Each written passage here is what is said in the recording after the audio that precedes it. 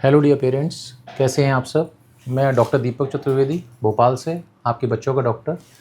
आज आपसे डिस्कस करने वाला हूं बर्थ एस्फिक्सिया या एचआई क्यों होता है। दोस्तों, आपने मेरे ये वाली वीडियोस बहुत देखे कि आपका बच्चा देर से रोया। उसमें आप लोगों ने बहुत क्वेश्चंस भी पूछे, तो बहुत सा लोगों के द्वारा एक कॉमन क्वेश्चन जरूर पूछा गया है मेरे से कि ये होता क्यों है। तो मैंने सोचा कि इसके बारे में आपको एक संक्षिप्त सी जानकारी दूँ। तो फ्रेंड्स, जो एचआई या फिर बर्थ एस्फिक्सिया है, ये नॉर्मली आपने देखा होगा कि बच्चा जब पूरा 9 महीने का हो जाता है तो उसके बाद ही होता है बच्चों में। जो बच्चे समय से पैदा हो रहे हैं उनमें होता है। तो जो ऐसे बच्चों को हम लोग टर्म बच्चे बोलते हैं। तो टर्म बच्चों में जो बर्थ एस्फिक्सिया या फिर जो एचआईई है, ये 3 जगह पे हो सकता है, या तो इंट्रापार्टम, पोस्टपार्टम या एंटीपार्टम। एंटीपार्टम मतलब कि जन्म से पहले। जन्म से पहले मतलब कि अगर कोई प्लेसेंटल फैक्टर है या फीटल फैक्टर है उसमें होता है। फिर इंट्रापार्टम। इंट्रापार्टम मतलब जब बच्चा जन्म ले रहा है उस दौरान अगर उसको ऑक्सीजन की या ब्लड की सप्लाई की कमी हो रही है तब हो सकता है। इसके बाद होता है पोस्टपार्टम। पोस्टपार्टम जब बच्चे ने जन्म ले लिया, जन्म के बाद कुछ उसको समस्या हो गई हमारे न्यूबॉर्न बेबी को, उसके बाद उसको ऑक्सीजन या ब्लड सप्लाई कम हुई दिमाग में, तो उसको एस्फिक्सिया हो गया। दोस्तों, इसको हम लोग 2 हेडिंग में मेनली पढ़ते हैं कि जो फैक्टर होते हैं जो इंक्रीज़ करेंगे रिस्क ऑफ पेरीनेटल एस्फिक्सिया या बर्थ एस्फिक्सिया। तो ऐसे फैक्टर्स हैं, 4-5 ऐसे फैक्टर्स होते हैं। मान के चलो कि माँ को अगर ऑक्सीजनेशन पुअर हो रहा है, ऑक्सीजनेशन पुअर हो रहा है मतलब माँ के किसी प्रकार की कोई समस्या हो रही है, माँ को कोई भी डिजीज़ है जिस कारण से प्लेसेंटा में तो माँ को ऑक्सीजन की कमी है और माँ के पास से जो प्लेसेंटा है माँ के पास उसमें ऑक्सीजन की कमी हो रही है। इसके बाद अगर प्लेसेंटा में ऑक्सीजन की कमी के अलावा, प्लेसेंटा में तो ठीक है, लेकिन प्लेसेंटा के आगे जो नाल है, नाल में कोई समस्या हो रही है जिसके थ्रू जो हमारा न्यूबॉर्न बेबी है, जो कि फीटस जब माँ के पेट में उससे मतलब माँ के प्लेसेंटा से जुड़ा हुआ है, अगर उसमें कोई समस्या है।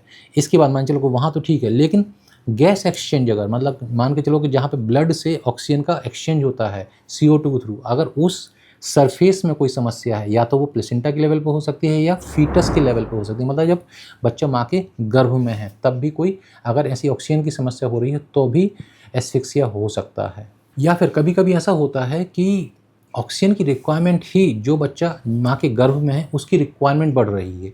ऐसा जनरली ये देखा जाता है कि अगर माँ के पेट में ही बच्चे को इन्फेक्शन हो जाए, जिसको हम लोग बोलते हैं फीटल सेप्सिस, तो अगर सेप्सिस हो जाती तो भी ऑक्सीजन की रिक्वायरमेंट ही बढ़ने लग जाती है। इसके बाद हम लोग सेकेंड हैंड पढ़ते हैं कि इटियोलॉजी, मतलब कि एचआई क्यों होता है, उसके कारण क्या हैं। तो इसको ही मैंने 2-3 भागों में बांटा है, या तो मैटरनल फैक्टर हो सकते हैं, या फीटल फैक्टर हो सकते हैं, या फिर जन्मगत न्यूनरल फैक्टर हो सकते हैं। तो मैटरनल फैक्टर मतलब मदर को कोई समस्या है। मदर को समस्या क्या हो सकती है, मान के चलो कि मदर को कोई बीमारी है, जैसे कि बीपी उसका बढ़ा हुआ है, मतलब हाइपरटेंशन।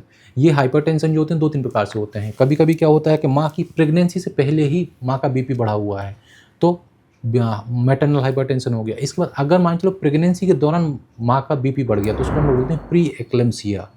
कुछ माएँ होती हैं जिनका बीपी कम रहता है तो भी ऑक्सीजनेशन की प्रॉब्लम हो सकती है। अगर मदर को हाइपोक्सिया हो रहा है किस कारण से, कार्डियक कोई प्रॉब्लम है, माँ को मान के चलो कि कोई भी कार्डियक डिजीज़ है, या फिर फेफड़ों में मदर को कोई समस्या है तो भी हाइपोक्सिया हो सकता है। इसके बाद कभी कभी क्या होता है कि कुछ कंडीशंस में कोकेन का एक्सपोजर अगर मदर को हो रहा है तो भी ये समस्या एस्फिक्सिया के तौर पे प्रेजेंट कर सकती है। मदर को अगर डायबिटीज़ है तो डायबिटीज़ एक बहुत बड़ा रिस्क फैक्टर है पेरीनेटल एस्फिक्सिया के लिए। इसके बाद हम लोग पढ़ेंगे या हम लोग जानेंगे फीटल फैक्टर। फीटल फैक्टर मान के चलो कि बच्चे को जो कि माँ के पेट में उसको ही कोई समस्याएं हैं, जैसे कि उसको इन्फेक्शन है, जैसे होता है कि इसमें फीटस का ऑक्सीजन का एक्सपोजर या ऑक्सीजन का रिक्वायरमेंट ही बढ़ने लग जाता है। फिर आता है यूटेराइन, मान के चलो कि प्रॉब्लम अगर हो गया, यूटेराइन रप्चर अगर हो गया है, तो यूट्रस में अगर रप्चर हो गया तो भी ये समस्या हो सकती है। फिर जो नाल होती है, कॉर्ड की समस्या, मतलब अम्बिलिकल कॉर्ड जो होती है, अगर मान के चलो वो दब रही होगी तो ऑक्सीजन की समस्या हो जाएगी, क्योंकि ऑक्सीजन सप्लाई या ब्लड की सप्लाई नहीं होगी। अगर उसका प्रोलैप्स हो जाए, मतलब मान चलो वो लटक जाए नीचे, तो भी ये हो सकती है।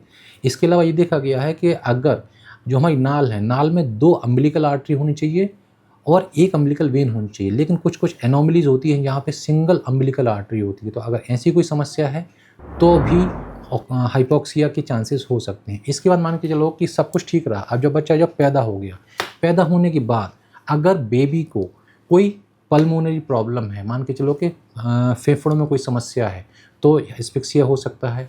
इसके बाद मान के चलो कि फेफड़े तो ठीक हैं, हार्ट में कोई प्रॉब्लम है, या जन्म के बाद हो सकता है कि बच्चे ने जन्म के दौरान में ही गंदा पानी पी लिया हो तो उसको PPHN, जिसको हम बोलते हैं परसिस्टेंट पल्मोनरी हाइपरटेंशन, ऐसा कुछ समस्या हो गई है तो भी कोई प्रॉब्लम, ये हाइपोक्सिया वाली प्रॉब्लम हो सकती है। सो फ्रेंड्स, ये मैंने आपको बताया, अगर बच्चे को जन्म के पहले या जन्म के दौरान या जन्म के बाद ऑक्सीजन की कोई कमी होती है तो ऐसे बच्चे बर्थ एस्फिक्सिया की स्टेज से गुजरते हैं और HIE इनको हो सकता है।